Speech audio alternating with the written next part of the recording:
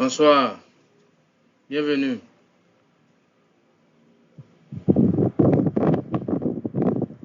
Alors, bienvenue dans cette session de formation.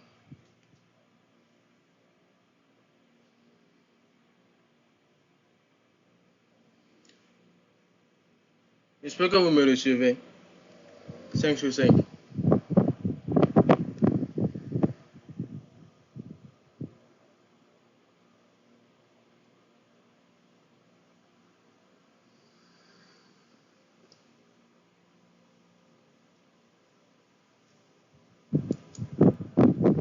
Vous me recevez?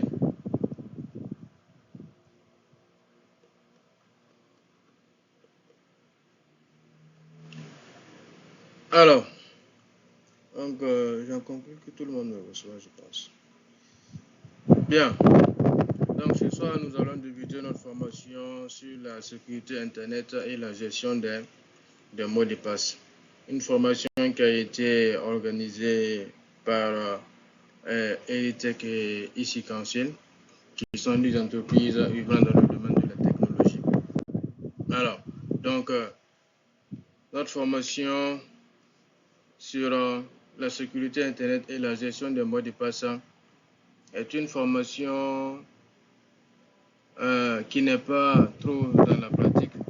Alors, tout simplement pour dire que la formation, elle sera, comment dirais-je, elle sera interactive. Voilà.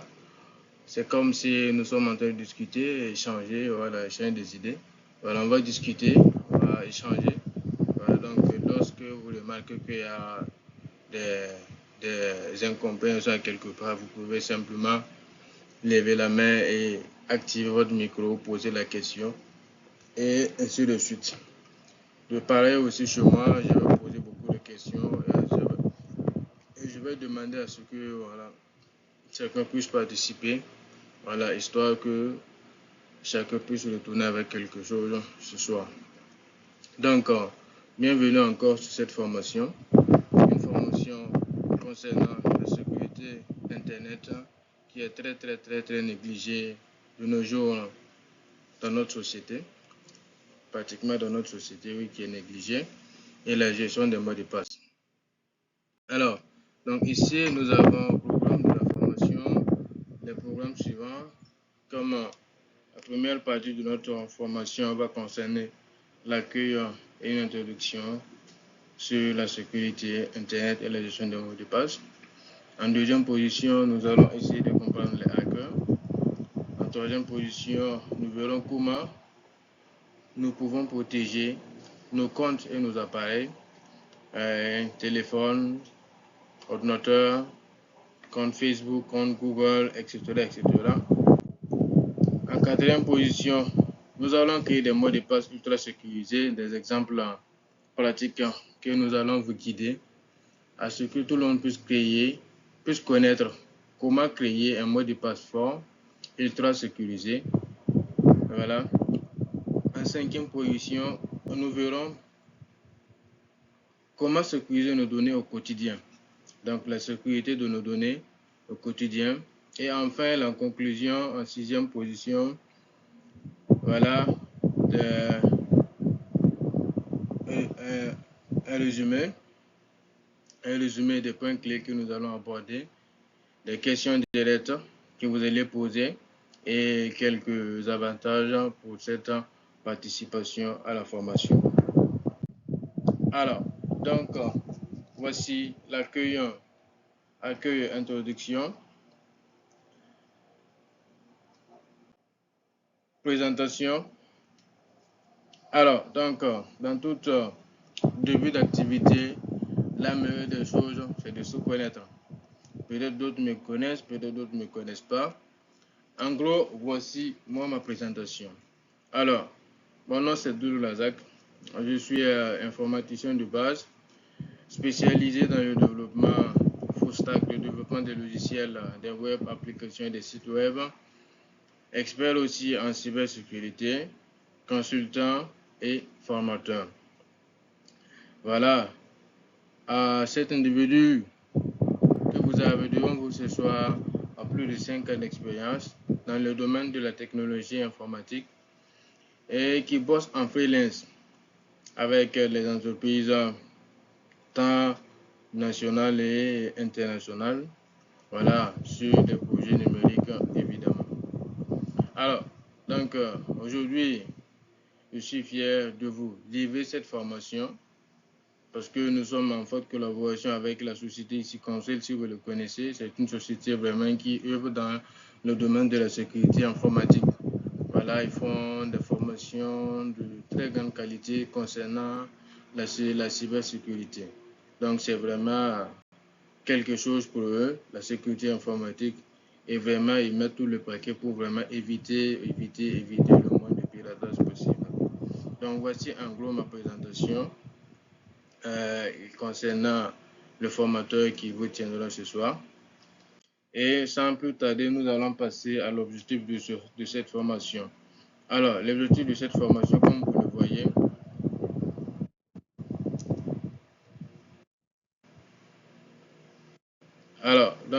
je disais que l'objectif de cette formation, comme vous le voyez, cette formation vise à sensibiliser les participants, pour tous ceux qui vont participer à cette formation, à mieux se protéger sur Internet, tant dans leur vie personnelle que professionnelle. Donc, seulement en 3 heures, les participants vont comprendre les risques liés aux cyberattaques, les erreurs courantes et aussi adopter des bonnes pratiques numériques. Donc, l'objectif final est de rendre chaque participant autonome et vigilant face aux menaces numériques d'aujourd'hui. Donc, si une fois encore, il y a des incompréhensions ou vous avez une question que vous voulez poser, n'hésitez pas à lever la main, activez votre micro pour poser la question. Voilà, donc c'est une formation qui nécessite vraiment la participation de tout un chacun. Donc, nous allons passer au diapositive suivant en se posant la question pourquoi la cybersécurité est aujourd'hui une priorité pour tous. Pourquoi la cybersécurité est aujourd'hui une priorité pour tous. Alors, ici d'abord, ce que nous devons faire, c'est de comprendre d'abord ce que c'est la cybersécurité. Alors, selon vous, la question que je vous pose, selon vous, la cybersécurité, c'est quoi en réalité? Donc, si quelqu'un a une idée, peut activer son micro et puis répondre à la question. Donc, selon vous, qu'est-ce que la cybersécurité? À vous la parole.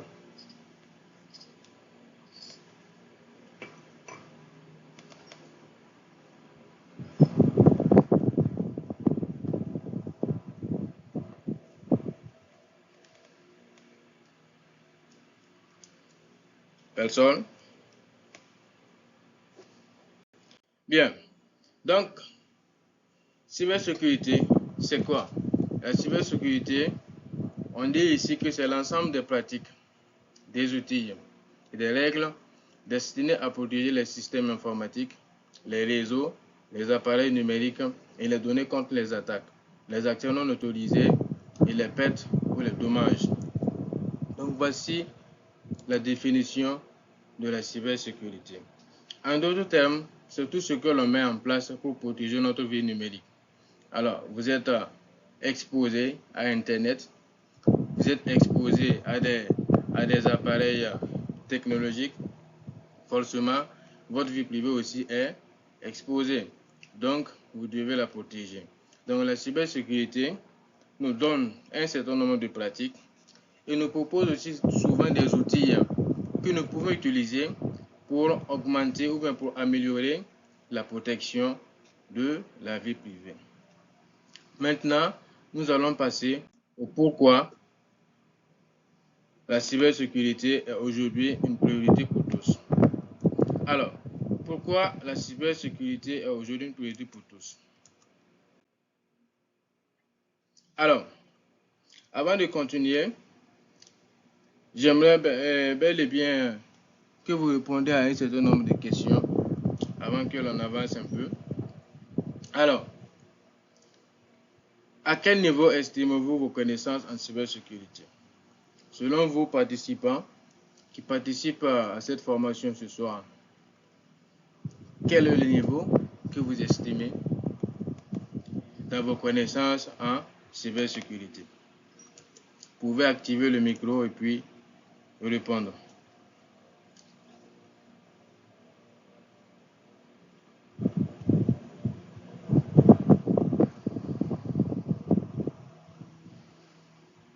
Oui?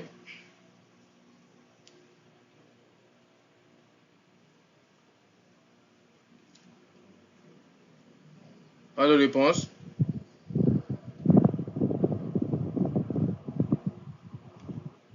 Ok. Deuxième question. Avez-vous déjà été victime d'un piratage ou d'une tentative?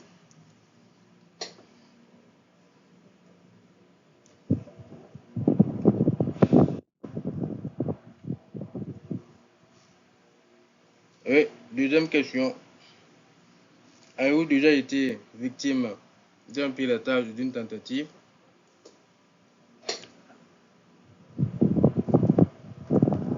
Oui.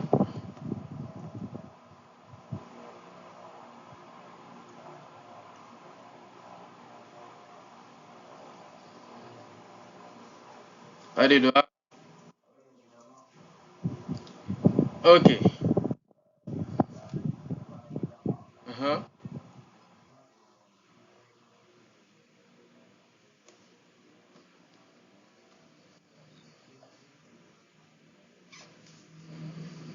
Ok.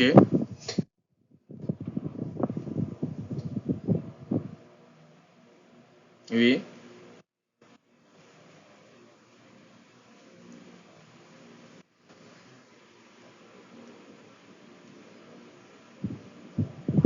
Mhm. Mhm.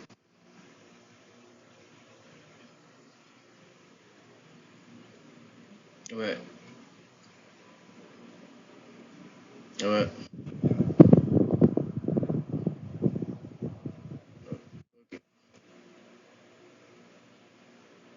Ok. Mhm. Mhm.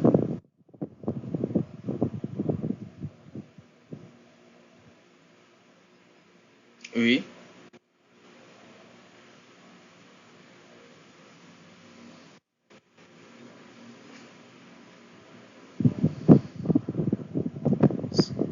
C'est ça. Oui.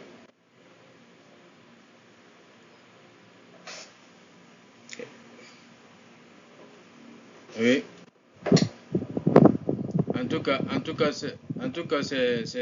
C'est bon de ne pas souvent suivre les codes qui viennent souvent sur WhatsApp parce que c'est des tentatives.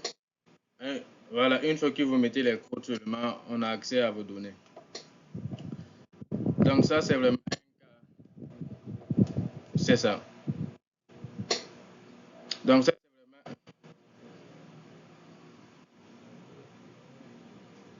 vraiment, hmm, ok, ok, ok, ok. Mais, mhm. Oui, mais, ok, mais en ce moment, quelles sont les mesures que vous avez entreprises le plus tôt possible?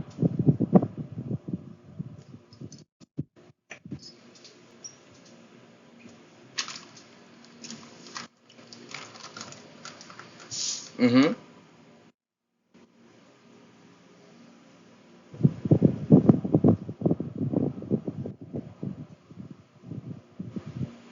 Oh, ok, ok, ok, ok.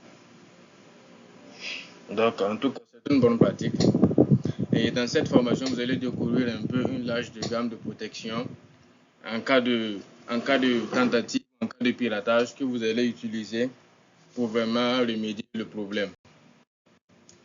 Bien. Donc,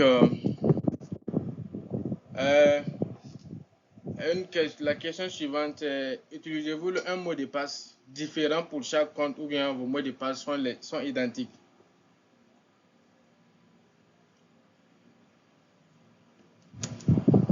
Alors, donc ici, vos mots de passe.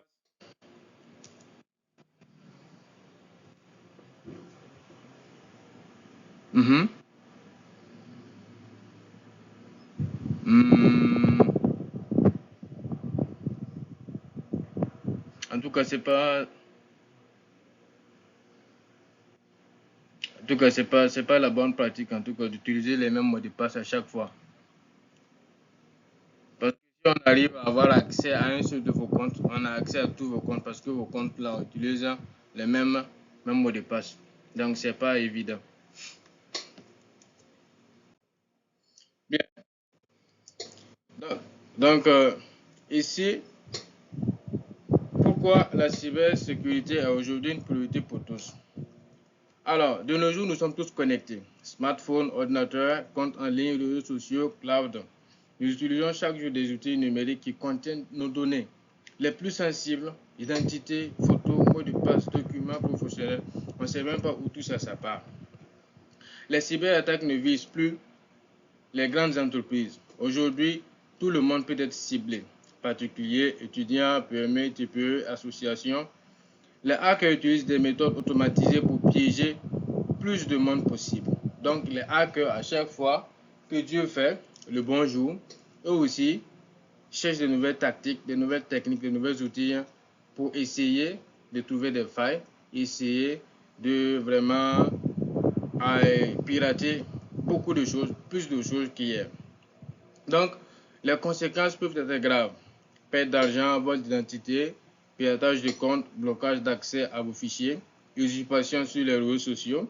Voilà, comme votre cas, un seul clic peut suffire à tout compromettre. Donc ici, vraiment, nous allons vous montrer vraiment des astuces que vous allez utiliser. Voilà, souvent il y a des liens qu'on vous envoie. Les liens, comment savoir si le lien il est malveillant, comment savoir si le lien je dois cliquer sur le lien ou pas. Parce que le lien, quand vous le voyez complet, dès que vous cliquez sur le lien automatiquement, tout a été remis au hacker. Le hacker, il a toutes vos données. Donc, si le lien est malveillant, si vous êtes dans une entreprise, si vous cliquez sur le lien, on a accès à vos données d'entreprise. Si vous êtes, par exemple, dans une institution financière et on vous cible, et dès que vous utilisez le poste de travail qui est dans votre entreprise et vous utilisez ça pour cliquer le lien, automatiquement, on va pirater. On a les données de votre institution financière, quelle que soit banque, établissement, tout ça. Dès que vous utilisez le poste concernant votre travail pour cliquer le lien, automatiquement, on a accès à toutes vos données. Donc, évitez de cliquer sur les liens douteux. La prévention coûte moins cher que la réparation. Mieux vaut adopter les bons réflexes de sécurité dès maintenant que de gérer les dégâts après un piratage. La législation évolue avec des lois comme RGPD.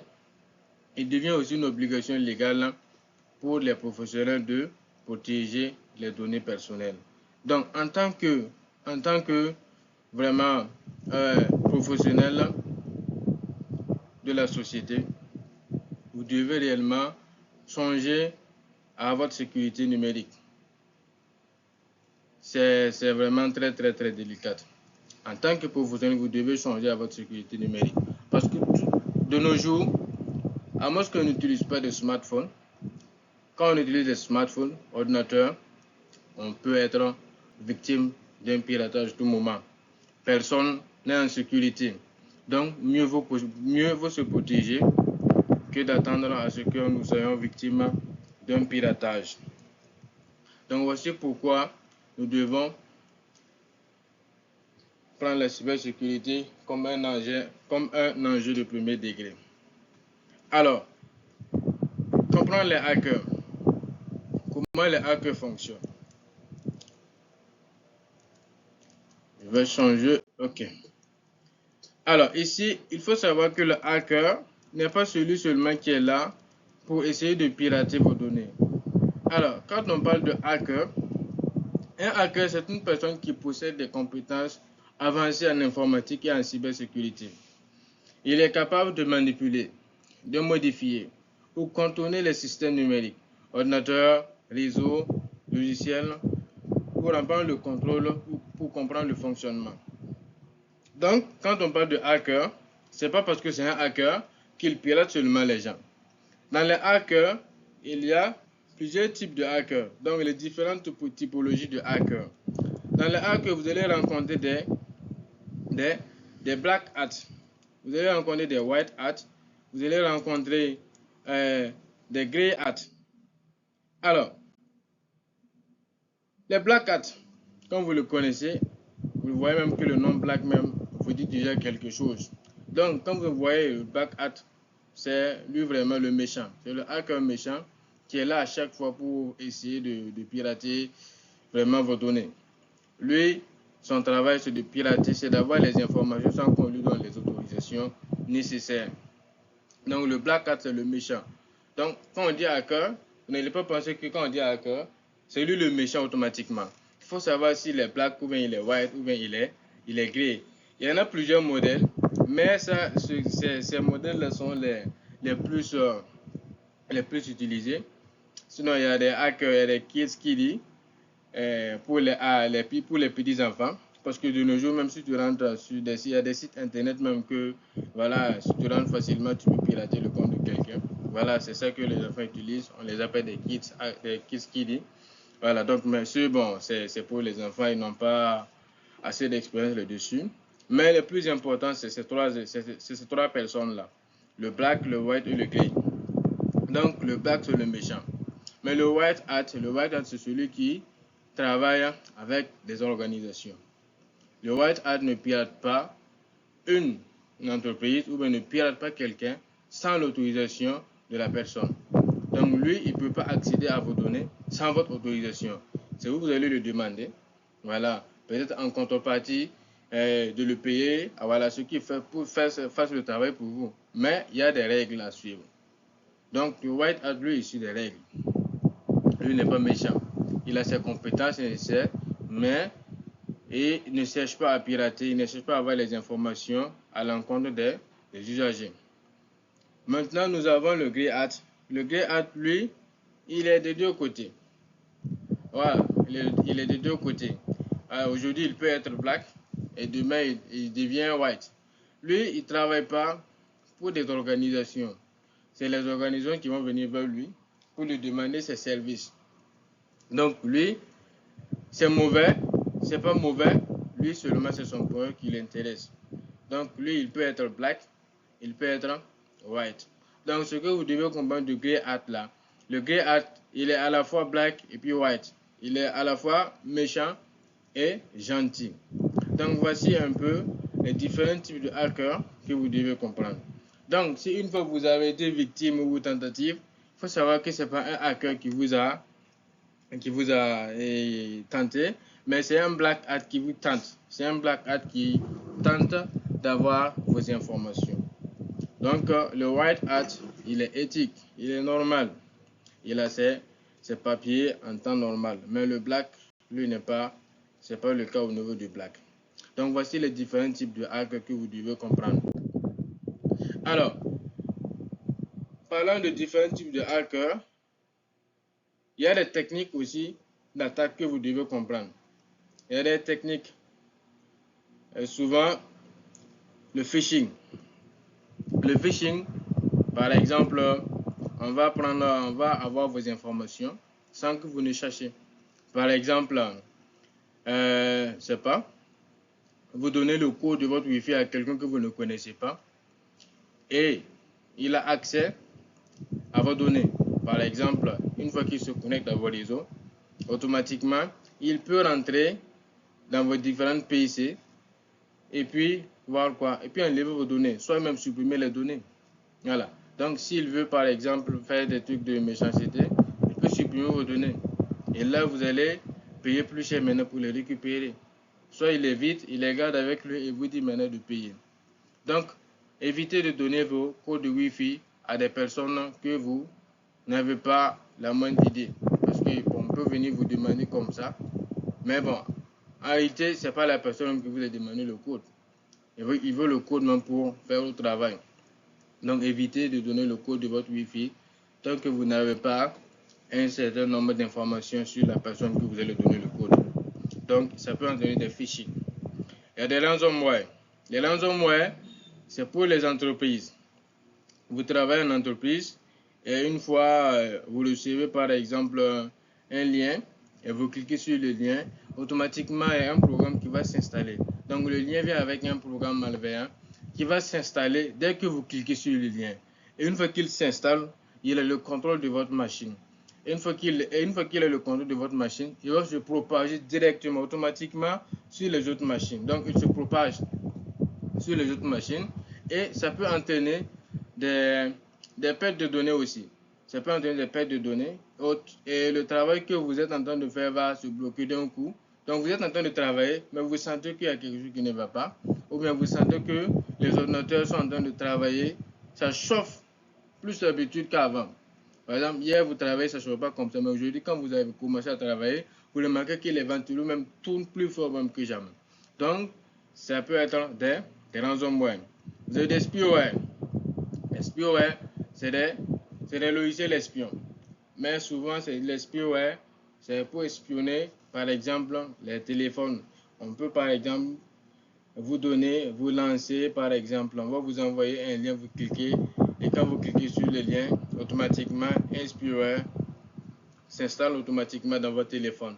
Et on a toutes vos informations, votre position, vos contacts, vos appels, tout. On vous suit à l'ordre du jour. Donc le spyware, c'est très dangereux. Évitez aussi, les spyware aussi peuvent venir des sites web. Vous rentrez dans un site web, on vous redirige automatiquement vers une autre page que vous n'avez même pas l'idée de la page. Et quand vous ne faites pas attention à ces pages-là, vous allez télécharger un spyware. Et quand vous téléchargez un spyware, c'est gâté. On a le contrôle de votre PC, soit on a le contrôle de votre téléphone. Et là, souvent, sur le téléphone, on a tous vos appels. On surveille tous vos appels, vos communications, vos messages, tout. Si vous envoyez un message, si on décide de laisser passer, on va laisser passer. Si vous lancez un appel, si on décide de laisser passer l'appel, on laisse passer. Donc les spyware sont très dangereux. Donc évitez les sites bizarres. Évitez les sites bizarres. Évitez aussi les liens douteux. Vous avez des keylogger. Alors, vous avez les keylogger, c'est des logiciels qu'on installe dans les ordinateurs comme ça. Par exemple, votre boss, par exemple, peut décider d'espionner votre ordinateur. Vous avez des ordinateurs de bureau et au travail, et le boss décide de faire quoi?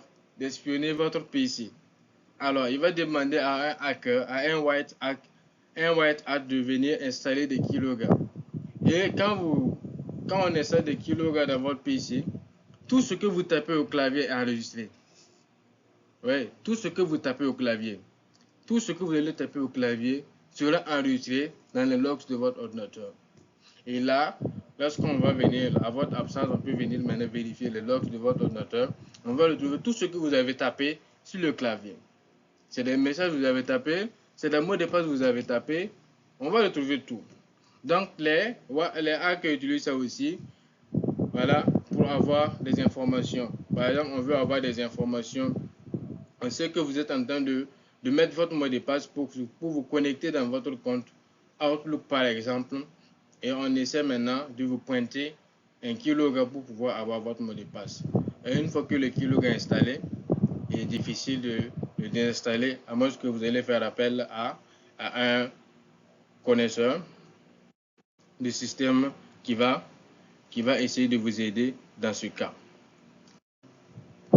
Alors, vous avez aussi attaque par brute force, attaque à force brute. En anglais, c'est brute force attack.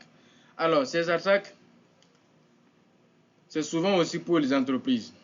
Ou, par exemple, on essaie de pirater votre mot de passe à coup fort. Oui, parce que lorsque un hacker essaie de pirater votre mot de passe, il tente tous les coups. Et là, il y a une attaque qu'on appelle brute force. Et cette attaque-là, même s'il va attendre 2 ans pour avoir votre mot de passe, il le fera. Il va tester toutes les combinaisons possibles. Donc, le hacker, il est là, il teste toutes les combinaisons possibles pour pouvoir retrouver vos identifiants en utilisant l'attaque brute force pour le faire. Vous avez le spoofing. Le spoofing aussi, c'est un réseau. Lorsque quelqu'un se connecte dans votre réseau, facilement, il peut avoir accès à vos données. Il peut décider, par exemple, si vous travaillez avec un serveur, il peut décider de nommer sa propre machine comme le serveur. Vous voyez, par exemple, je prends le cas de Orange, par exemple. Un hacker peut arriver à se connecter au réseau de Orange. Et là, qu'est-ce qui va se passer en ce moment? Tous nos appels, tous nos messageries, tous nos Orange Money sera communiqué avec son ordinateur. Donc, il utilise son ordinateur en tant que serveur. Donc, les informations vont se stocker sur son ordinateur avant que lui, maintenant, il laisse passer les informations. Vous voyez un peu comment c'est dangereux. Donc, les informations vont passer sur lui. Donc, même si on arrive à le détecter, ça ne sera pas facile. Ouais, parce que il faut vraiment des outils à jour pour pouvoir le détecter. Parce qu'une fois qu'il se prend comme comment on appelle ça, comme le serveur, ça devient compliqué. Donc, il faut avoir un white hat qui sera là à surveiller le réseau à chaque fois 24 heures sur 24 pour pouvoir détecter qu'il y a un nouveau adresse IP qui s'est connecté au réseau. S'il n'y a pas ça, c'est foutu. Donc, le spoofing aussi est très dangereux. Les malwares. Les malwares, comme vous le connaissez, c'est des virus. Voilà. Et les malwares peuvent venir de tous les côtés.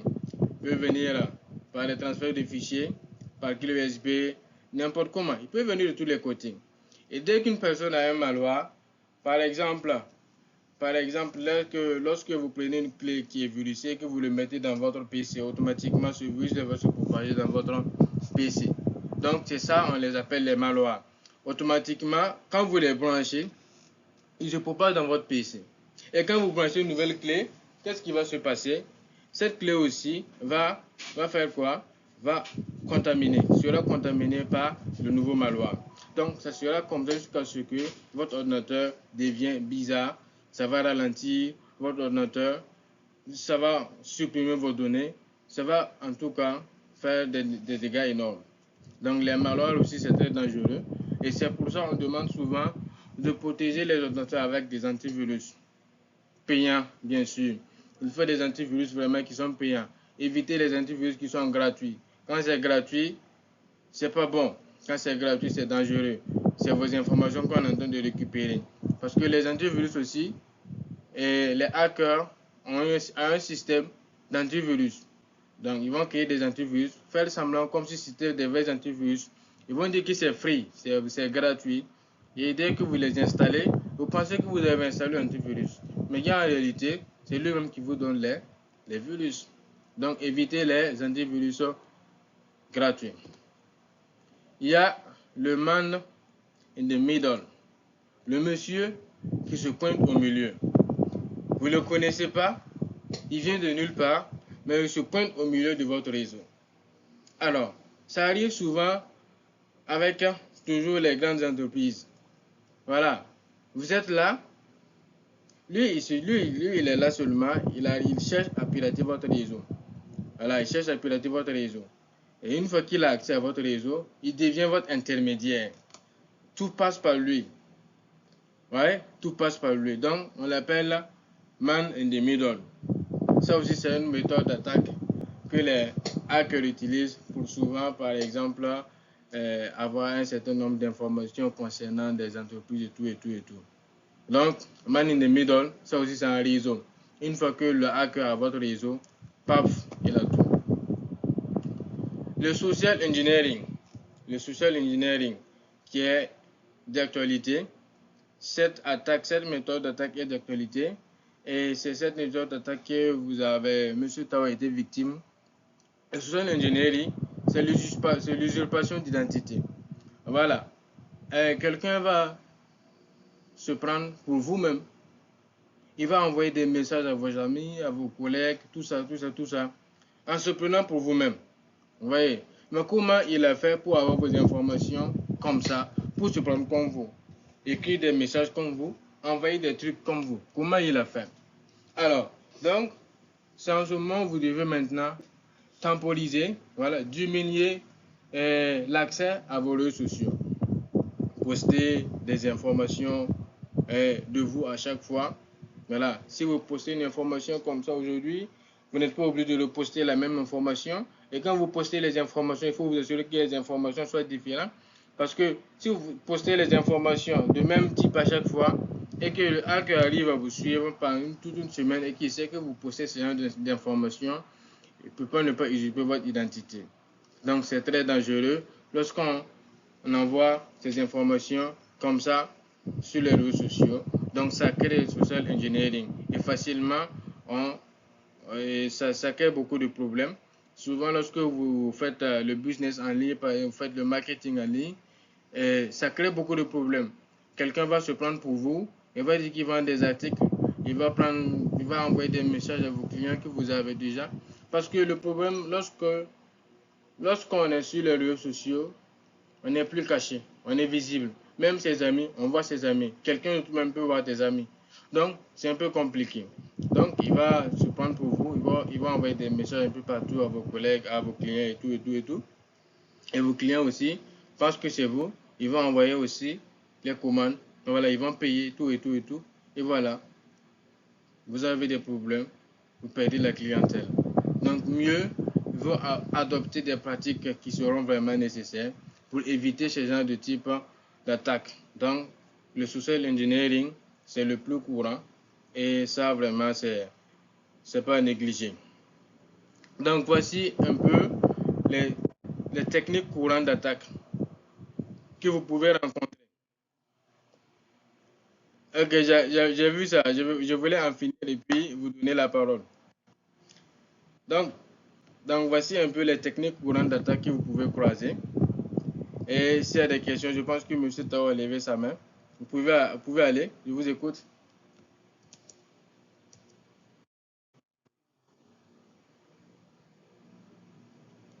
Mhm.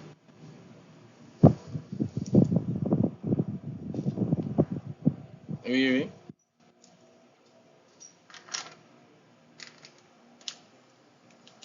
c'est ça, c'est ça.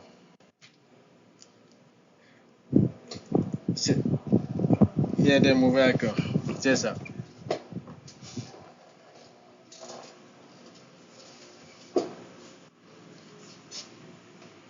Ok,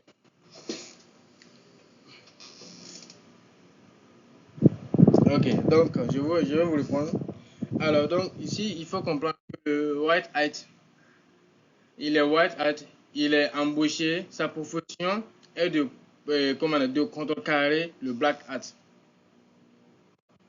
Sa profession principale, c'est de contrecarrer le black hat. Par exemple, ici, nous, on n'est pas encore, je prends à l'extérieur, par exemple, lorsque vous prenez les grandes entreprises, ils ont des hackers à l'intérieur des entreprises.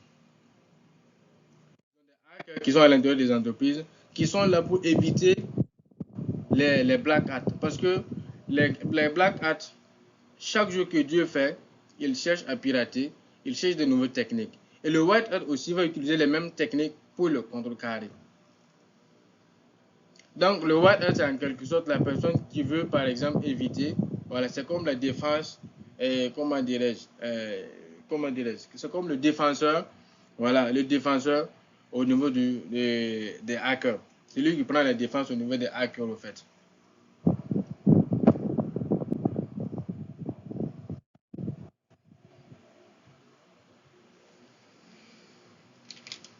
Oui, oui.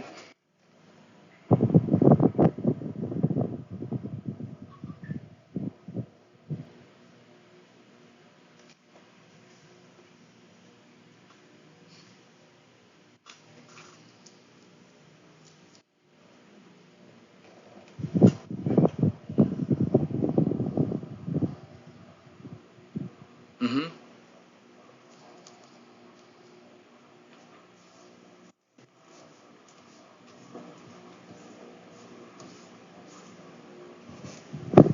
c'est ça.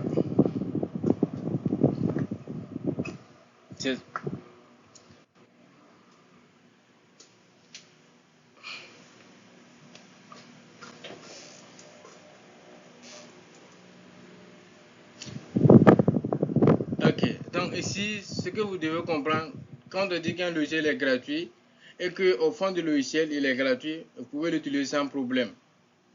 Mais quand on dit qu'un logiciel est gratuit et qu'au fond du logiciel, il est payant et que vous essayez de passer par des méthodes, pas pour avoir le logiciel, sachez que celui qui a piraté le logiciel, celui qui a pu avoir le code pour avoir la licence du logiciel, il va vous donner un truc à installer. Vous voyez, celui que vous avez installé, il a mis ce qu'on appelle un expert dans son programme pour vous. Et dès que vous installez ce programme, tout en disant que c'est le crack de Office que vous avez craqué, en réalité, votre ordinateur se fait déjà pirater.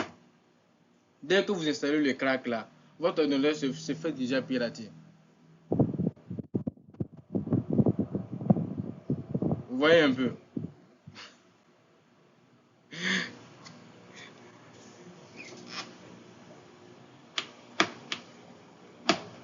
C'est ça.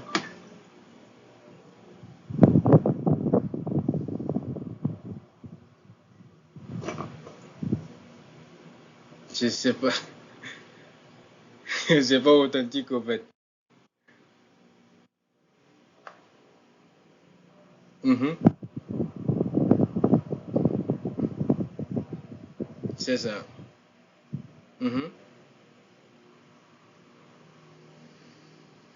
Mhm.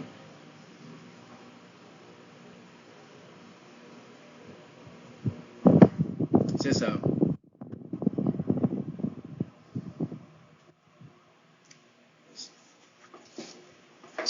Non, non, ça peut pas, on peut pas laisser des informations, des informations de grande quantité comme ça, ou des informations professionnelles comme ça et dans le public. Normalement, avec les services, normalement, c'est des licences authentiques qu'ils doivent prendre.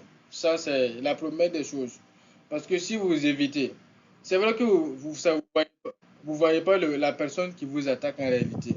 Mais dès que vous installez le crack sur votre ordinateur, si vous êtes un connaisseur de l'ordinateur, vous allez remarquer automatiquement qu'il y a quelque chose qui ne va pas avec votre ordinateur. Le rythme de votre travail, le rythme du travail que vous faites avec l'authentique ne sera pas le même rythme avec celui que vous faites avec celui du craqué. Et avec celui du craqué, lorsque vous perdez vos fichiers, lorsque vous perdez votre fichier, c'est compliqué, c'est carrément difficile de les récupérer. Lorsque vous les perdez, c'est carrément compliqué. C'est difficile de souvent même c'est irrécupérable. Mais avec l'authentique, Microsoft va vous aider avec leur cloud, que vous allez pouvoir stocker vos données. Et une fois que vous perdez même vos données avec Microsoft, vous avez la possibilité de les récupérer en bonne et due forme. Lorsque vous avez une licence authentique.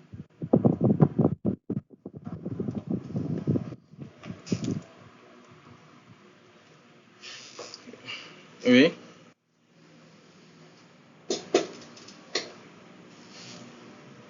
oui.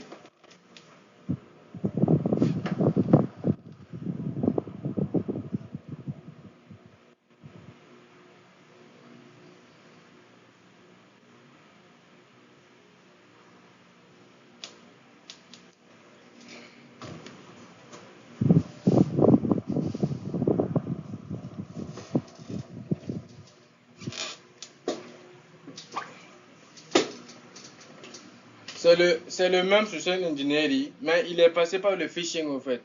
Il a eu à utiliser des méthodes phishing pour avoir vos accès, parce qu'il a vos accès.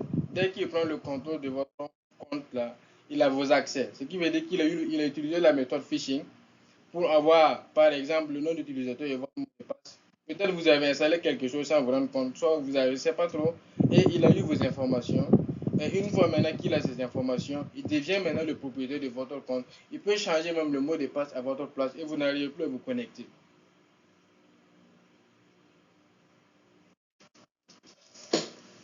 Ça marche.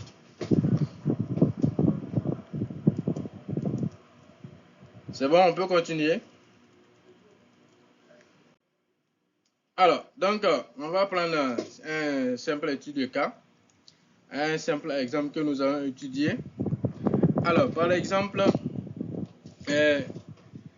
comment on appelle ça? Comme je vais prendre l'exemple d'une boutique en ligne, en fait. Quelqu'un qui gère une boutique en ligne. Par exemple, vous gérez votre boutique en ligne. Un jour, vous recevez un mail. Par exemple, vous utilisez PayPal comme intermédiaire pour vos achats et vos ventes. Vous utilisez PayPal comme vos achats, pour vos achats et vos ventes. Et là, un jour, vous recevez un mail, soi-disant de PayPal, vous informant qu'il y a un problème de paiement sur votre compte. Alors, l'email contient un logo officiel de PayPal, un ton professionnel, un lien vers un faux site à PayPal. Et là, vous avez reçu l'email. Vous n'allez pas chercher à voir si l'email est authentique ou n'est pas authentique. Automatiquement, vous cliquez sur le lien pour voir ce qui se passe. Voilà, pour voir le problème qu'il y a au niveau de votre compte. Parce que si vous recevez un message de PayPal comme ça, c'est lui l'intermédiaire. Automatiquement, dans votre tête là, vous voulez voir ce qui se passe le vite fait, le plus tôt possible. Et automatiquement, vous cliquez sur le lien. Et voici l'erreur fatale que vous avez fait en cliquant sur le lien. Même si c'est PayPal, même si c'est votre banque qui vous envoie un message, un email qui contient un lien, il faut vérifier d'abord l'authenticité du message, du lien, avant de pouvoir cliquer sur le lien. Si vous voyez que c'est douteux, vous pouvez appeler même la banque, ou bien vous appelez votre administrateur ou bien votre gestionnaire, je ne sais pas. Ou bien, si par exemple si c'est PayPal, vous pouvez aller même sur le site même de PayPal, qui est sécurisé, vous allez là-bas et vous allez voir ce qu'il y a. Mais si vous cliquez automatiquement sur le lien, voilà, vous êtes victime d'un phishing. Automatiquement, il va vous rediriger vers, par exemple, un lien sur la page de connexion où vous devez mettre votre mot de passe, vos identifiants. Et vous remarquez que l'interface est comme PayPal, c'est du tout, c'est normal. Mais en réalité, c'est un faux site.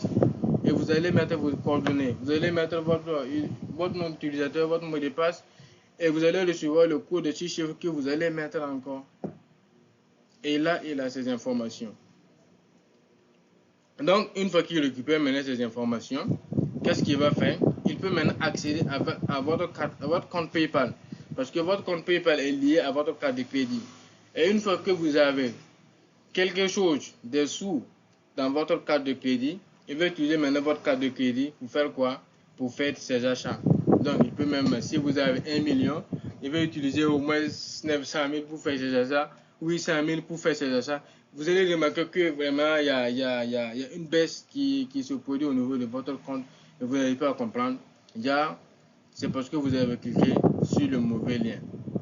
Donc, c'est des trucs vraiment à éviter. Et lorsque vous recevez un message comme ça, la première des choses à faire, c'est de chercher à vérifier vraiment l'authenticité de votre email. Donc ici, la leçon à retenir d'ici, c'est que lorsque un simple clic sans vérification de l'adresse du site va donner le grand contrôle, le contrôle complet au hacker de votre compte. Automatiquement, il a le contrôle complet de votre compte, sans hésitation même. Il n'y a même pas de demi-seconde. Il a le contrôle de votre compte et il l'utilise à ses fins prédéfinies. Alors donc ici, comment éviter ce genre de trucs-là? Toujours vérifier l'email de l'expéditeur. Voilà, ne jamais cliquer sur un lien douteux, même s'il semble légitime. Même si vous voyez que le lien là, c'est un bon lien. Parce que de nos jours là, il y a vraiment des techniques pas possibles qu'on utilise. Mais comme les gens ne sont pas dans le domaine, on ne sait pas, on clique seulement, on regarde seulement. Souvent même, je vois souvent que les gens ils se permettent d'envoyer des liens bizarres sur les WhatsApp, soit disant que les sociétés comme Total Shell fêtent ses anniversaires et vous demandent de cliquer sur ce lien pour avoir une telle somme, pour faire quoi. C'est des faux liens au fait. C'est des faux liens. Et moi vous demandez encore, lorsque vous rentrez sur le lien, vous demande de partager avec 100 personnes, 10 personnes pour avoir votre compte. C'est des faux trucs. C'est pour pouvoir avoir vos informations. Donc, évitez des liens bizarres, évitez les sites aussi qui sont bizarres. Donc, la meilleure des choses, c'est de passer par le site officiel. Vous tapez l'URL manuellement. Vous ne passez pas dans un clic. Vous tapez ça manuellement. Vous saisissez ça dans la barre d'adresse manuellement et vous validez avec la touche Entrée pour voir ce qui se passe. quand il y a un problème, automatiquement, les sites vont annoncer ça. Ou bien ils vont bloquer même l'accès au site. Vous n'arrivez pas à avoir l'accès au site. Et dès que ça sera réglé, ils vont relâcher maintenant l'accès. Vous voyez? Donc, c'est vraiment des cas à éviter. Donc, voici un exemple d'un simple fil qui a entraîné le perte de son argent, le perte, comment on appelle ça, le perte de, comment on appelle ça, de son compte, de sa carte bancaire en fait. Donc, lorsqu'il a cliqué sur le lien, automatiquement, il n'a plus rien au niveau de son compte. Vous voyez comment c'est mauvais. Alors, donc, sans plus tarder, nous allons passer aux protections des comptes et appareils. Donc là, ici, nous allons voir un peu des techniques, des méthodes. Donc la cybersécurité, c'est des habitudes, c'est des pratiques que vous devez adopter. Voilà. Même en étant chez vous, même en étant au service, c'est des techniques que vous devez vraiment adopter, des pratiques nécessaires pour vraiment envisager la sécurité même autour de vous. Donc, protection, c'est protéger ses comptes et appareils. La sécurité des mails, sécurité des réseaux sociaux, sécurité des ordinateurs, sécurité des smartphones. Donc, vous avez les quatre éléments primordiaux. Il y a les emails, il y a les réseaux sociaux, il y a les smartphones et il y a les ordinateurs. Donc, la première partie ici, ça sera les réseaux sociaux. Sécuriser, la première partie, c'est les mails. Excusez-moi. Donc, sécuriser ces mails. Comment vous pouvez sécuriser votre mail? La première des choses pour sécuriser ces mails, c'est de ne jamais cliquer sur des liens suspects dans des mails non sollicités. Vous êtes là, on vous envoie des mails inattendus et vous êtes pressé de voir ce qui se passe à l'intérieur. Le problème, ce n'est pas d'ouvrir le mail et lire le mail qui est là, mais le problème, c'est de cliquer pour en savoir plus là, qui devient tout un problème. Vous pouvez ouvrir le mail, lire, ça ne vous convient pas, vous supprimez, soit vous signalez ça. Vous allez signaler, voilà, vous allez signaler à Outlook ou bien à Gmail que ce message, cette adresse email là est un spam. Donc Google va s'occuper de ça, ou bien Outlook va s'occuper de ça. Voilà. Donc vous signalez quand vous remarquez que le lien, l'adresse email n'est pas cohérent. Donc, deuxième pratique, vous allez vérifier l'adresse de l'expéditeur, souvent légèrement modifiée. Vous allez remarquer souvent des adresses bizarres. Par exemple, Outlook, par exemple, vous allez voir que Outlook va s'écrire souvent de manière Outlook. Au lieu de 2 O, ça va être un O avec un 0 que vous n'allez pas remarquer. Et vous allez croire que c'est Outlook qui vous envoie un message. Donc, c'est des trucs que vous devez vérifier à chaque fois. Attention aussi aux pièces jointes inconnues ou inattendues. On vous envoie une image. Et vous téléchargez l'image pour voir ce qui se passe, ce qui est dans l'image. Vous dites que c'est une image. Qu'est-ce que ça peut vous faire? L'image peut vous faire quoi? Mais il y a le problème, c'est de ne pas le télécharger. Dès que vous téléchargez l'image, vous avez téléchargé un malware. Voilà, vous avez téléchargé un malware qui va s'installer automatiquement dans votre PC, soit dans votre téléphone, ou bien un spyware qui va s'installer dans votre téléphone. Donc, le téléchargement des images, lorsque vous voyez que les images, c'est pas mon image, je n'attends pas cette image, la personne qui m'a envoyé, je ne le connais pas, vous ne téléchargez pas l'image. C'est un document, vous ne téléchargez pas le document.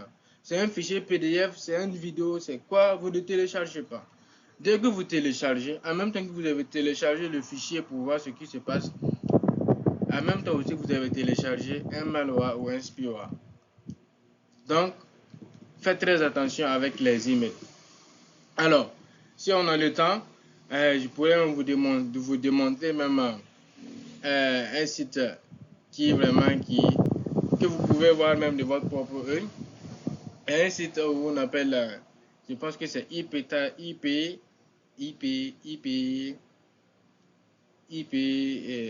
c'est IP quelque chose.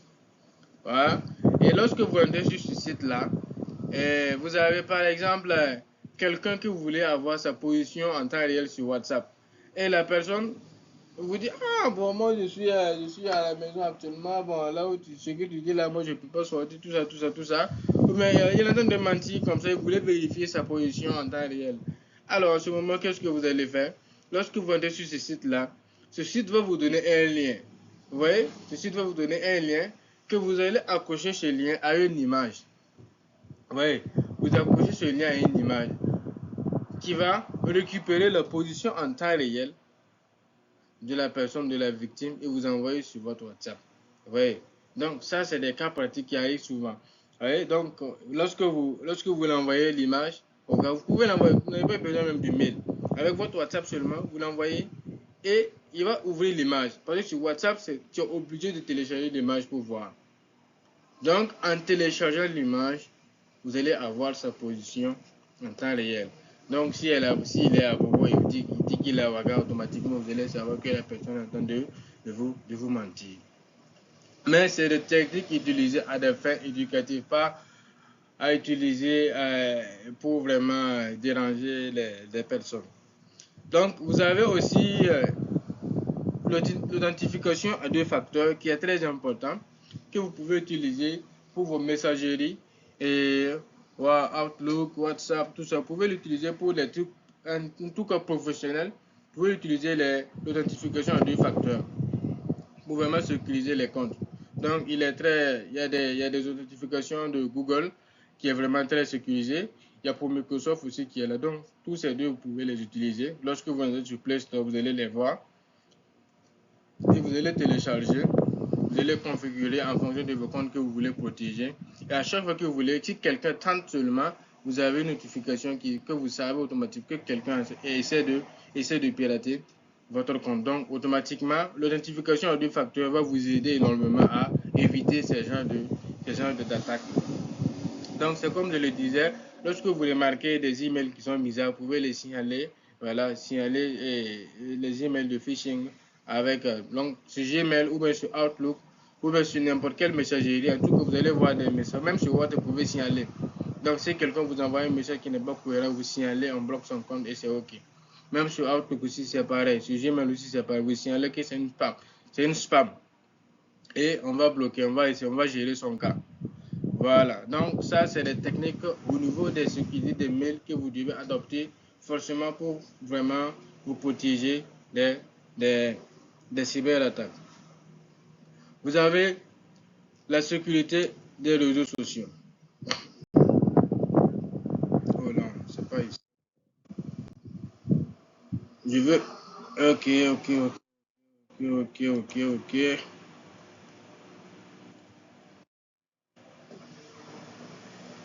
Diapositive précédente. Ok, donc vous avez la sécurité des réseaux sociaux. Pour les réseaux sociaux, vous devez éviter d'utiliser des mots de passe identiques. Les mots de passe identiques sur chaque compte. Par exemple, sur Facebook, vous avez le même mot de passe. Sur Instagram, vous avez le même mot de passe. Sur Google, vous avez le même mot de passe. Sur, comment on appelle ça? Sur Gmail et sur Outlook, vous avez le même mot de passe. Sur Twitter, vous avez le même mot de passe. Partout, vous avez le même mot de passe. Si une fois on pirate un de vos comptes, on a accès automatiquement à tous vos autres comptes. Donc, évitez les mots de passe identiques. Limitez les informations personnelles publiques. Évitez de publier vos informations. Vous partez quelque part. Par exemple, aujourd'hui, c'est devenu vraiment comme le cas majeur avec nos jeunes burkinabés qui vraiment, même si on est à Bobo, on va mettre sur un statut, même si on mange, on va mettre un statut, même si on est en train de faire quoi, on va mettre un statut. Donc c'est le truc vraiment qu'on doit éviter. Mais bon, comme les jeunes, ils ont la sécurité des données professionnelles ou des données personnelles, voilà, ils s'en foutent carrément. Donc c'est des trucs que vous devez éviter. Voilà, vous envoyez vos positions, vous faites quelque chose, automatiquement vous publiez. Voilà, vous voyez, vous publiez tout concernant personnalité et tout, facilement vous vous exposez et ça peut entraîner des social engineering. Voilà, donc si vous êtes une grande personnalité, vous remarquez souvent avec les stars du football et tout, les gars vont se dire non, oui, moi je m'appelle tant de personnes et je suis là pour vous aider. Moi, c'est des faux gars.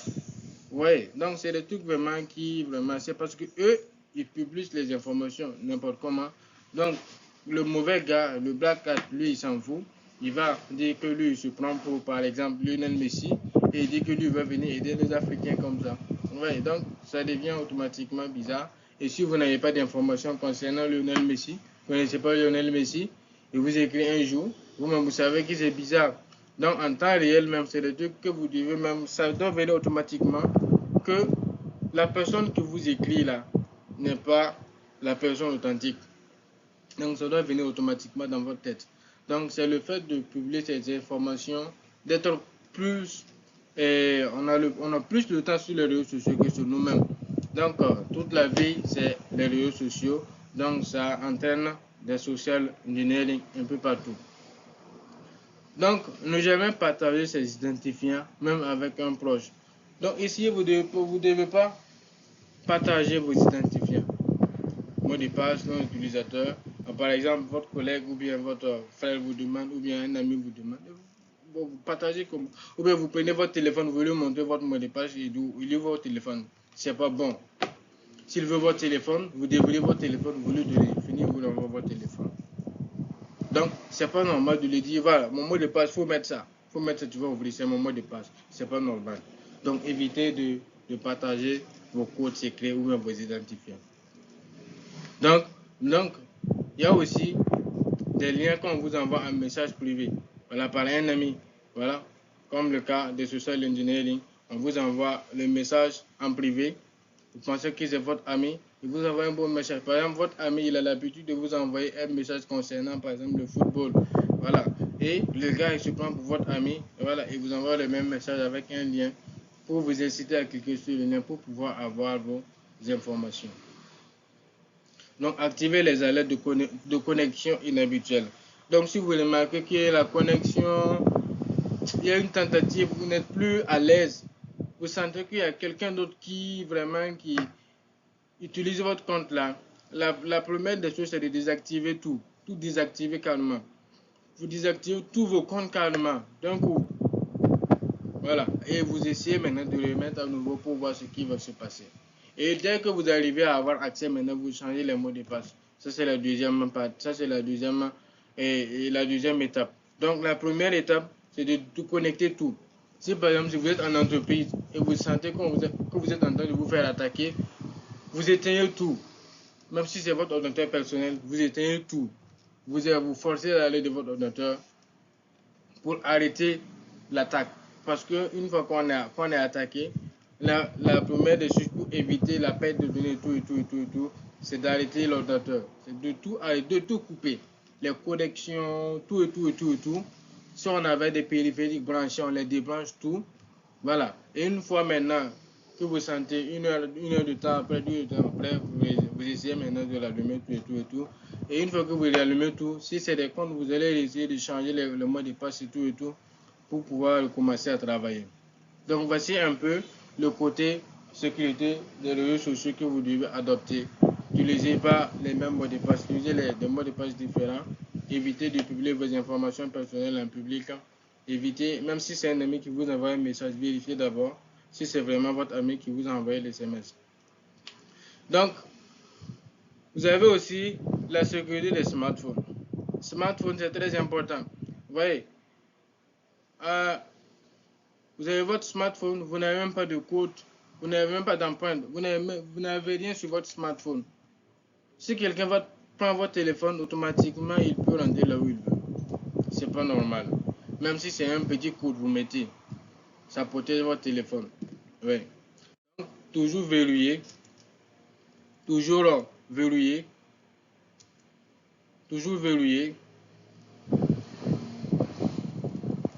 son téléphone, code PIN, empreinte, reconnaissance faciale. Vous pouvez utiliser tous ces éléments-là pour vérifier votre téléphone. Installer des applications uniques via les stores officiels.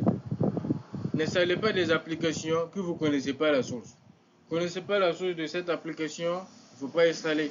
Voilà, ça peut être des malwares, des spyware que vous allez installer dans votre téléphone. Donc, il y a des sources officielles que vous connaissez. Si c'est Android, vous savez qui c'est Google Play. Et si c'est iPhone, vous savez qui c'est App Store. Donc, vous n'avez pas le droit d'aller télécharger ou installer des applications quelconques à part ces différentes sources-là. Soit Google Play pour les Android et App Store pour les iPhones. Alors, mettre à jour régulièrement le système d'exploitation et les applications. Votre téléphone, vous dites, ah, mon téléphone, il a besoin de mise à jour, mais moi je n'ai pas la connexion. Il faut que vous ayez avoir la connexion pour faire la mise à jour. Il faut que vous ayez avoir la connexion pour faire la mise à jour. Votre connexion a besoin d'une mise à jour, faites la mise à jour. C'est une application qui a besoin d'une mise à jour, faites la mise à jour. Donc, gouillez à chaque fois pour faire les mises à jour. Et évitez aussi de se connecter. Évitez de se connecter au réseau public. On dirait que monsieur t'a été connecté.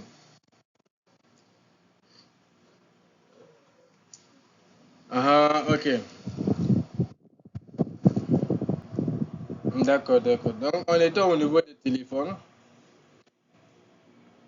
On était au niveau des téléphones. Donc, on disait que tous les téléphones doivent être verrouillés. Donc, vos téléphones que vous avez, vous devez le verrouiller à chaque fois, même si c'est un code PIN, même si c'est un mot de passe simple que vous allez mettre là. Il faut toujours verrouiller votre téléphone, votre smartphone. C'est très important.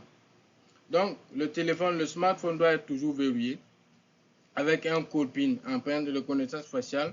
Quel qu'en soit le code que vous allez mettre là, il faut que le smartphone soit verrouillé. L'écran de votre téléphone soit verrouillé. Vous avez aussi les applications, les installations des applications. Voilà, vous installez des applications hors source, comme par exemple, vous installez une application qui ne vient pas de Play Store ni de App Store. Donc, c'est pas bon. À chaque fois que vous voulez installer une application, il faut s'assurer de la source. Il faut s'assurer que la source que vous allez installer là, c'est une source qui est fiable.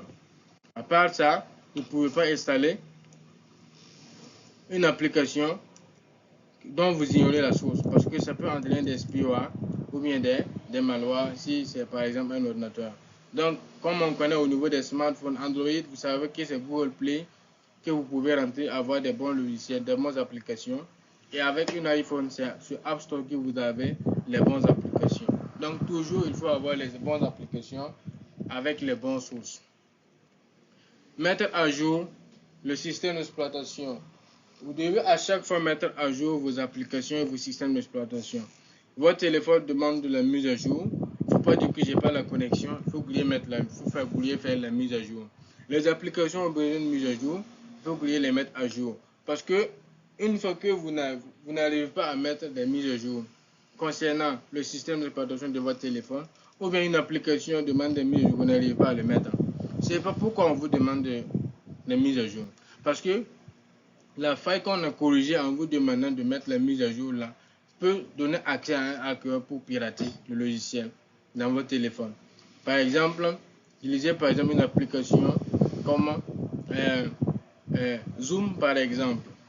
Ouais? Utilisez Zoom par exemple. Ou bien je prends le cas de WhatsApp que vous utilisez. Et un jour, on vous demande de faire la mise de votre WhatsApp. Et vous refusez.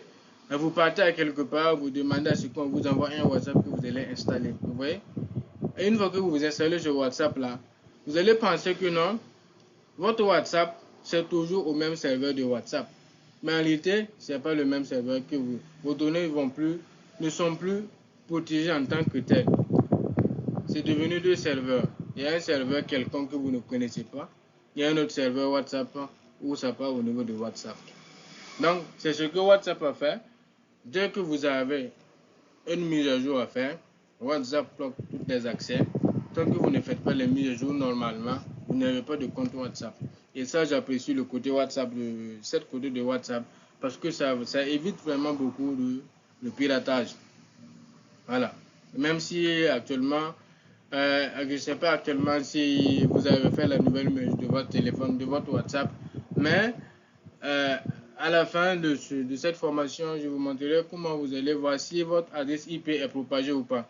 Parce qu'avec la nouvelle mise à jour de WhatsApp, là, lorsque vous êtes en appel vidéo, votre appel et votre IP, votre adresse IP est propagée. C'est-à-dire, quelqu'un d'autre peut accéder à votre appel vidéo sans votre issue. Mais bon, c'est pas pourquoi WhatsApp a eu à faire sur le système. Mais je pense qu'il veut nous faire seulement il veut nous créer seulement des problèmes. Mais c'est pas bon. Mais vous pouvez rentrer et puis désactiver ce côté, la protection des IP. Donc si vous rentrez dans vos paramètres de WhatsApp, dans vos paramètres, vous rentrez dans confidentialité, je pense que c'est dans confidentialité, vous descendez carrément en bas, je pense que vous allez trouver et la protection des adresses IP. Ce qui est sûr, je vous montrerai à la fin de cette vidéo comment vous allez pouvoir voir si votre WhatsApp, l'adresse IP se propage ou bien l'adresse IP n'est pas propagée.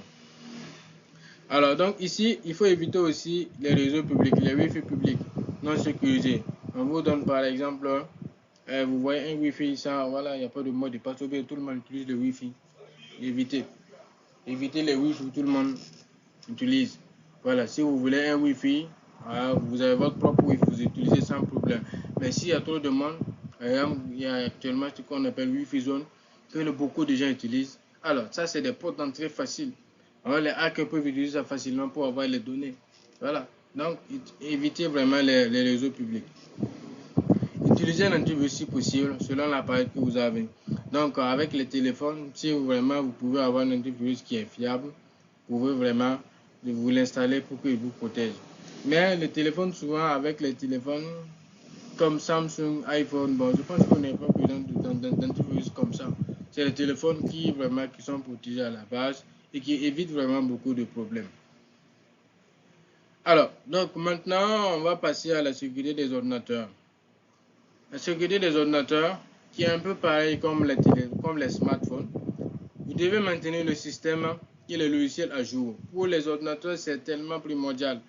Si ce n'est pas à jour, c'est pas bon. Par exemple, de nos jours, vous allez voir des gars qui utilisent toujours. Ok.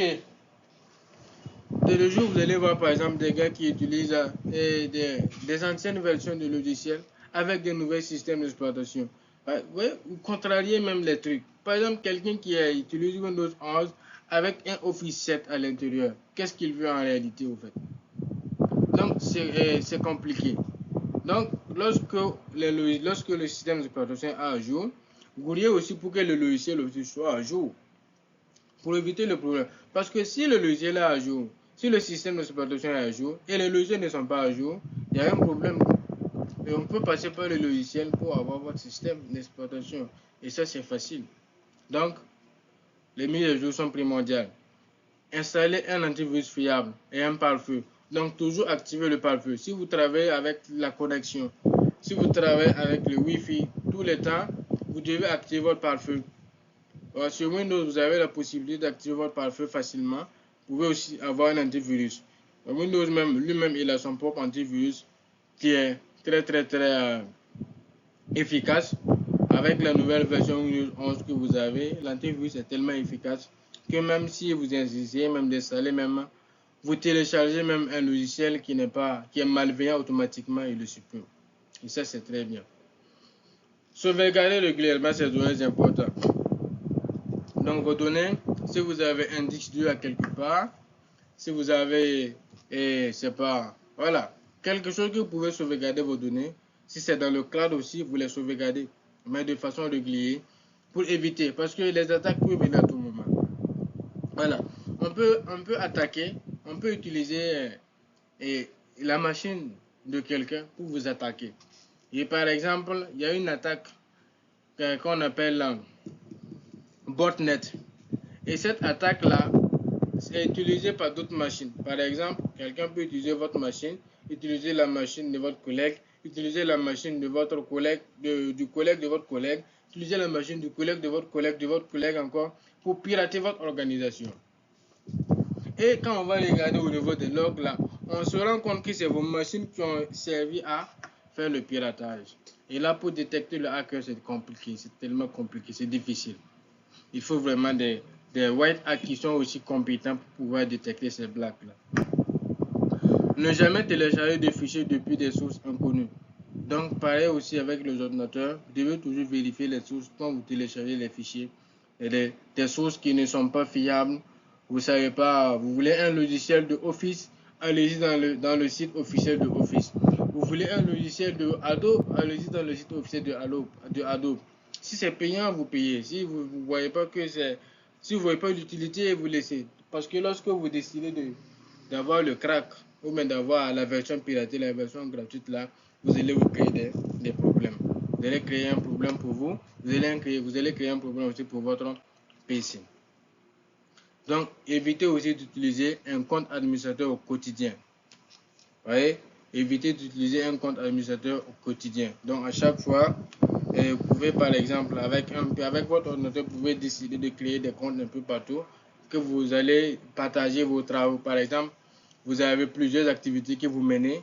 Vous n'êtes pas obligé de les mettre dans un seul compte administrateur. Vous pouvez créer des comptes standards que vous utilisez à chaque fois. Parce que là aussi, ça ralentit le hacker. En cas de piratage, ça le ralentit. Il ne sait pas réellement c'est dans quel compte se trouvent vos données. Ouais, donc, vous pouvez ne pas utiliser votre compte administrateur pour sauvegarder vos données. Vous utilisez des comptes standards. Voilà, où vous faites vos différents services. Voilà. Donc, c'est un peu des méthodes et vraiment des pratiques que vous devez adopter et qui sont vraiment très, très importantes. Alors, donc, nous passons maintenant au que faire en cas de piratage.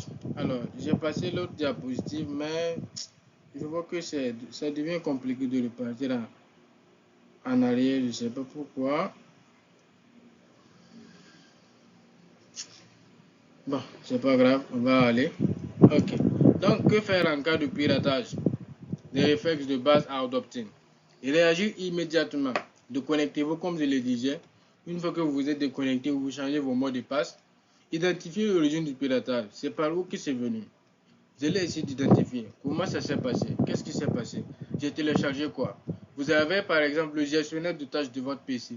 Vous pouvez rentrer au niveau de votre gestionnaire de tâches pour vérifier qu'est-ce qui ne va pas. Qu'est-ce qui marche même si je n'utilise pas mon PC. Essayez de voir tout ça. Vérifier d'où vient l'attaque. Peut-être vous avez téléchargé un malware. Peut-être vous avez cliqué sur un lien. Voilà, on ne sait pas. Donc vous identifiez l'origine du piratage. Vous allez prévenir aussi vos contacts. Si vous êtes dans le marketing digital, vous allez prévenir vos contacts. Voilà, telle personne, vous faites un message de diffusion que vous allez booster avec vos contacts pour leur dire que réellement vous avez été victime d'une attaque, mais de cesser de vous écrire, mais de cesser de lancer des commandes pour éviter vraiment des pertes de sommes. Donc, vous avez aussi la possibilité de scanner vos appareils. Vous avez des appareils pour le faire. Il y a des antivirus pour le faire. Il y a des anti-malware aussi pour le faire. Donc, vous allez utiliser des analyseurs pour, par exemple, scanner vos appareils, détecter si le problème ça vient de l'intérieur. C'est des antivirus pour voir si c'est un virus que vous avez téléchargé ou bien un anti-malware pour voir si vous avez cliqué sur un lien malveillant. Vous devez aussi vérifier vos données. Si les données sont toujours là. Par exemple, les données peuvent être là, mais ils sont plus utilisables. Je ne sais pas si vous avez fait la remarque, il y a souvent des données, vous essayez d'ouvrir un fichier, mais le fichier ne s'ouvre pas. On dit que le fichier a été corrompu. Donc, dans ce genre de cas, on a détruit les fichiers. Donc, forcément, il faut essayer de récupérer de nouveaux fichiers. Donc, contactez les services concernés. Si, par exemple, vous êtes sur des plateformes, si c'est les réseaux sociaux, vous pouvez contacter, par exemple, signaler la personne, signaler le compte. Soit vous allez signaler même le compte même à la brigade qui s'occupe de ça, etc., etc. Voilà. Si c'est des banques, vous pouvez prévenir. Si c'est les banques aussi, vous pouvez prévenir. Vous prévenez en cas de transaction ou d'accès non autorisé, vous allez prévenir vos clients. Voilà, si besoin, déposer des plaintes, même si vous avez une idée de qui a fait l'attaque. Voilà, vous allez poser des plaintes un peu partout avec. Il y a des brigades qui sont concernées pour ça, brigades de criminalité. Alors, vous pouvez poser des plaintes là-bas pour essayer de vraiment remédier à ça. Donc, maintenant, vous avez les bonnes pratiques à adopter. Bonnes pratiques à adopter et à mettre en place. Vous allez utiliser un mot de passe. La première des choses ici, c'est d'utiliser un mot de passe solide. Un mot de passe qui est fort. Ce n'est pas 1, 2, 3, 4, 5. Ce n'est pas mon numéro de téléphone, plus quoi, c'est pas mon nom, un mot de passe solide. Plus tard, dans cette formation, nous verrons comment créer un mot de passe qui est solide. Activer la double authentification, se méfier des emails et des liens suspects, mettre à jour ses appareils, ses logiciels, éviter les Wi-Fi publics non sécurisés, sauvegarder régulièrement vos données, contrôler les autorisations d'accès.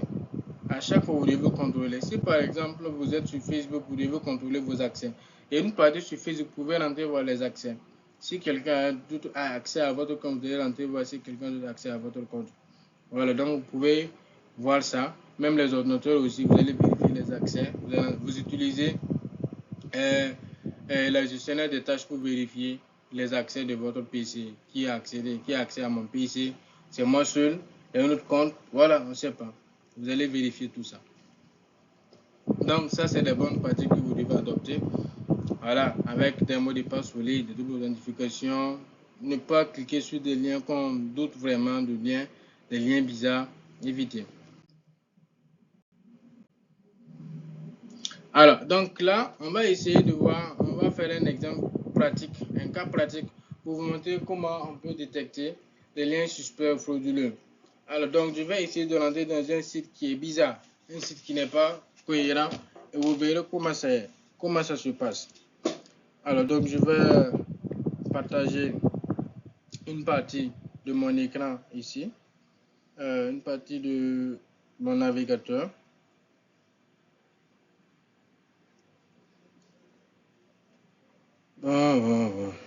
Donc, présenter notre contenu. Double tab, new tab, chat. Ok, donc voici le navigateur qui est là. Je vais rentrer dans un site qu'on appelle Sadisflix. C'est un site où on peut télécharger des films. Mais vous allez voir que le site n'est pas cohérent. Par exemple, je vais aller sur la barre. Je vais aller sur la barre et je vais taper Sadisflix. Voilà, Google Recherche, je vais taper Sadisflix. Voilà, c'est venu Sadisflix et je vais cliquer sur Sadisflix. Alors, une fois que c'est venu comme ça, vous allez remarquer l'adresse. D'abord, quand vous remarquez l'adresse comme ça, https://sadis.wiki, oui, c'est pas, le lien n'est pas cohérent. Normalement, ça doit être un .com, .org qui est cohérent, que tout le monde connaît. Voilà, ici vous voyez que c'est .com, mais c'est pas bon. Vous voyez ici, il y a .click. Oui, quand vous voyez que c'est comme ça, automatiquement, vous voyez que c'est pas intéressant. Je ne sais pas si vous arrivez à voir le lien. Il y a http://sadis.wiki. C'est pas intéressant quand vous voyez des liens comme ça. Alors, je vais prendre le .wiki. Je vais entrer au niveau du .wiki. Vous allez voir ce qui se passe. Donc, voici le site .wiki qui est là. Donc, ici, il me dit encore d'aller vers un autre site. Vous voyez, là, il me dit Sadisflix officiel.cbs, Sadisflix.vip. Donc, il me dirige encore vers un autre site. Vous voyez, donc il m'entend diriger. Je suis en train de partir encore vers un autre site. Donc, je vais cliquer par exemple sur officiel. Sadisflix officiel pour voir ce qui se passe. Et là, j'attends. Et voici qu'il me présente les films. Je peux regarder les films que je veux. Est-ce que c'est sûr que je peux regarder les films? Alors, je vais choisir un film quelconque. Par exemple, je prends... voilà. Il y a un film qui est là. Hurry Up. Par exemple, ce film-là, je vais cliquer sur ce film-là comme ça. Alors, vous voyez, quand je clique sur ce film-là, automatiquement, vous voyez ce qui se passe. Je vois, ok, je vais vous présenter le lien, l'écran normal. Vous allez voir. Ok. Bien. Présenter le contenu. Windows. Bien.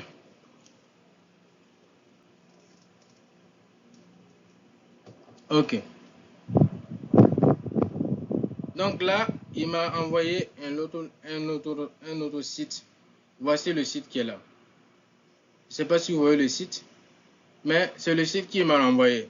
Et voilà un site de chat qui me demande de me connecter avec Google. Il me demande de connecter avec mon compte Twitter, soit de créer un compte. Vous voyez, Ça, comment on appelle ça? On appelle des sites redirigés. Quand vous cliquez sur un lien, on vous redirige vers un autre lien pour vous aider, pour vous amener à télécharger ce que vous ne voulez pas. Vous voyez, là, par exemple, si je clique pour lire, je n'arrive pas à lire. Il va me renvoyer vers un autre lien encore. Vous voyez, ça me renvoie vers un autre lien. Vous voyez, je n'arrive pas à lire le film. Mais ils ont dit que c'est un site qui nous permet de regarder les films. Mais en réalité, quand on rentre sur le site là, on ne peut pas voir un film. Et à chaque fois que je clique là, il me renvoie sur une autre plateforme que moi-même je ne veux pas voir. Donc, ça, c'est des modèles de liens qui ne sont pas cohérents. C'est des liens qui ne sont pas vraiment à naviguer à chaque fois parce que vous pouvez télécharger des malwares sans vous rendre compte. Le fait d'aller sur des autres liens, vous rediriger vers des autres liens, vers des autres pages, vous allez au final télécharger des malwares et ça, c'est pas intéressant. Donc, à chaque fois, vérifiez l'authenticité du site web. On vous envoie, vous voulez voir un site web, il faut vérifier si c'est le site même officiel. Par exemple, je prends le site Microsoft par exemple, Microsoft.com par exemple. Alors, vous voyez que Microsoft.com par exemple, là, il faut que je veux qu'il me liste Microsoft. Voilà, je vais laisser ça comme ça, Microsoft. Ah non, je ne veux pas ça comme ça. Je veux qu'il me liste les liens. Je vais mettre Microsoft tout court. Microsoft tout court comme ça et je valide. Ah, il me renvoie automatiquement à Microsoft. Donc, ok, je vais voir ici. Je vais sur Office par exemple. Je vais taper Office par exemple. Voilà, Office. Voilà. Donc ici, quand je tape Office, là, le premier lien que vous remarquez, c'est www.office.com. Là, c'est le site officiel de Office. Si vous allez chercher autre part encore, vous allez voir www.microsoft.com. On peut voir Office aussi là-bas. Vous allez voir aussi autre lien. Il y a Microsoft Office, mais quand vous regardez le lien, ce n'est pas le lien officiel. www.zeronet.com. Ce n'est pas le lien officiel. Il y a aussi un autre lien. fr.shopping.rakuten.com. Ce n'est pas le site officiel. Donc tout ça, lorsque vous voulez vous connecter dans un site, vous vous assurez que le site, le lien est authentique. Le lien, c'est le lien authentique même du site. https://www.office.com. C'est le site officiel. Vous allez trouver ce que vous voulez à l'intérieur.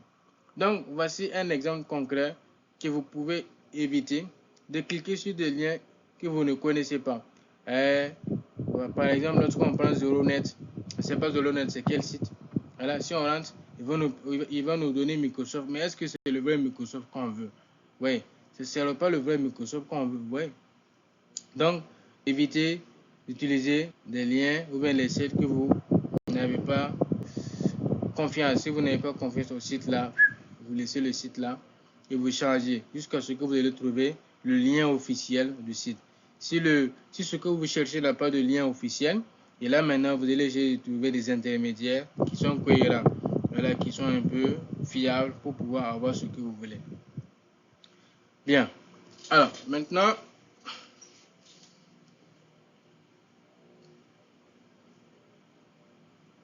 bien, donc voici un peu comment on arrive à détecter les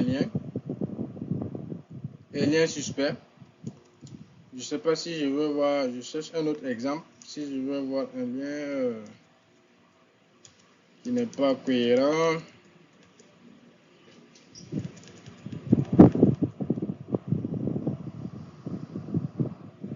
Ok, je vais voir ça ici.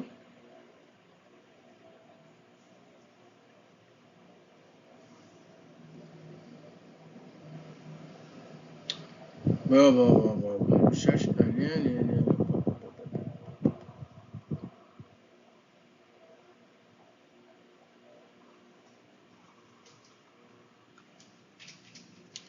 Bon, je ne vois pas de lien en tant que tel. Mais bon, peut-être qu'au cours, par la suite, on verra des liens. Je pense qu'il y a des liens que j'ai énuméré quelque part. Bien, donc on repart au niveau de notre présentation.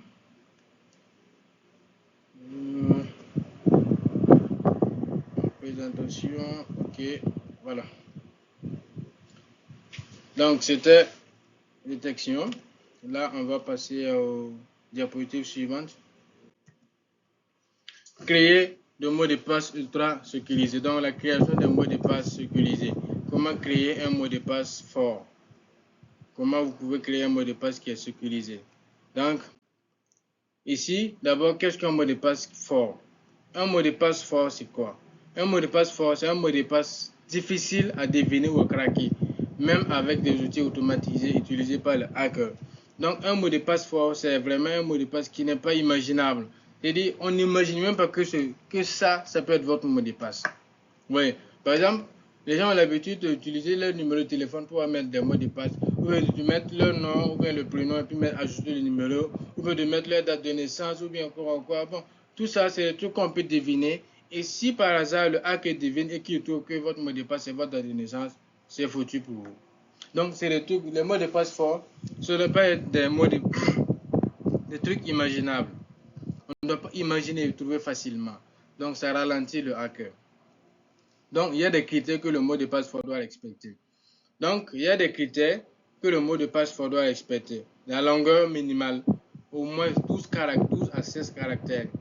Si vous voulez un mot de passe difficile à pirater, il faut un mot de passe qui a au moins 12 caractères à 16 caractères. Vous remarquez même qu'il y a des sites, quand vous entrez pour créer un nouveau mot de passe, là, on vous dit 8 caractères. Donc, c'est pour éviter. Donc, avant, c'était 3 caractères. C'est facile à pirater avec le brute force attack parce que le brute force attack lui laissait toutes les combinaisons possibles. Donc 3 caractères, ça ne dépasse pas quelques secondes. On va rentrer voir un peu un site où on peut voir la possibilité et le temps qu'on met à craquer un mot de passe de telle longueur à telle longueur. Donc au moins 12 à 16 caractères que vous devez avoir. Combinaisons variées, majuscules, minuscules, chiffres, symboles, mélangés. Vous devez avoir tous ces éléments dans votre mot de passe. Mais ça ne doit pas être imaginable. On peut mettre par exemple le prénom et puis ajouter des dièses, trucs comme ça. C'est facile à pirater avec le brute force attack. Si on imagine, si on lance seulement la procédure, en quelques secondes, on aura votre mot de passe. Aucune information personnelle, nom, prénom, date de naissance, numéro de téléphone. Donc, toutes ces informations ne doivent pas figurer dans votre mot de passe. Oui. Aucune suite évidente. 1, 2, 3, 4, 5, 6.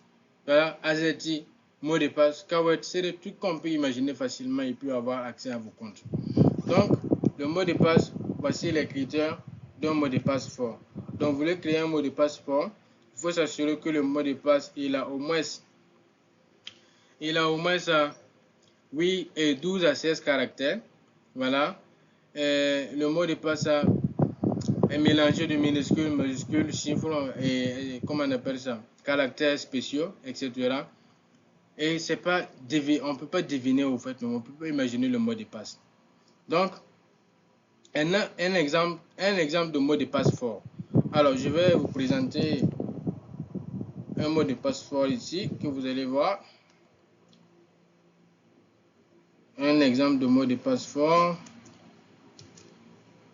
Alors, je vous présente un mot de passe fort. À l'écran, vous allez voir un peu ce que c'est.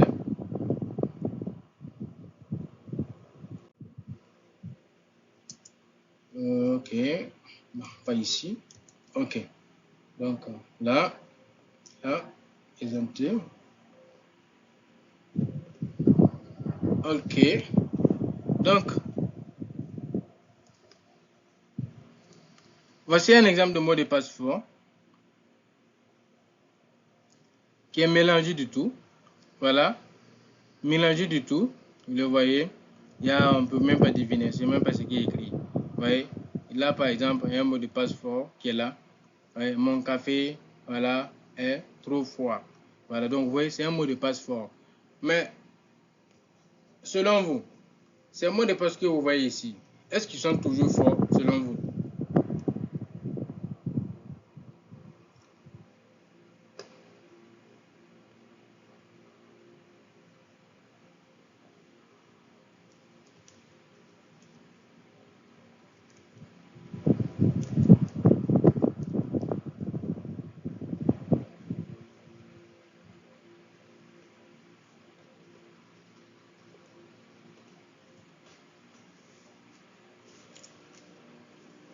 Hop, hop, hop, hop, hop, hop.